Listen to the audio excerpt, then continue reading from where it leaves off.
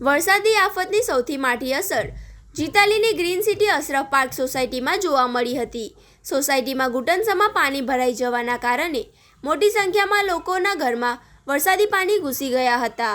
અચાનક ઘરોમાં પાણી ભરાઈ જતા રહીશોમાં ભારે અફરાતફરી મચી ગઈ હતી.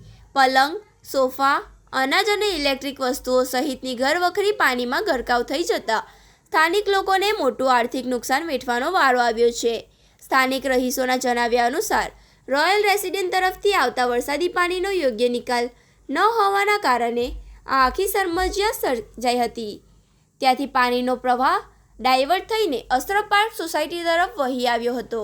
યોગ્ય આયોજનના અભાવે સોસાયટી તળાવમાં ફેરવાઈ ગઈ હતી અને લોકો લાચાર બની ગયા હતા. ગ્રામજનોમાં વહીવટીતંત્ર સામે ભારે રોષ જોવા મળી રહ્યો છે. સ્થાનિકોનો આક્ષેપ છે કે જીતાલીથી દદાલ જતા મુખ્ય માર્ગને તાજેતરમાં ઊંચો બનાવવામાં આવ્યો છે, પરંતુ રસ્તો બનાવતી વખતે વરસાદી પાણીનો યોગ્ય નિકાલ માટે કોઈ ડ્રેનેજ લાઇન કે ગટર વ્યવસ્થા કરવામાં આવી નથી.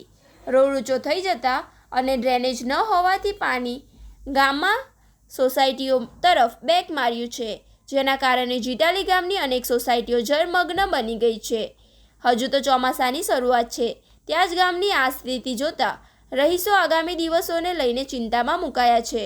સ્થાનિકોએ તંત્ર સમક્ષ ઉગ્ર માંગ કરી છે કે કાં તો તાત્કાલિક ધોરણે વરસાદી પાણીના કાયમી નિકાલ માટે અસરકારક ડ્રેનેજ વ્યવસ્થા ઊભી કરવામાં આવે, જેથી દર વર્ષે સર્જાતી આ હાલાકી અને લાખો રૂપિયાના નુકસાનીમાંથી કાયમી મુક્તિ મળી શકે.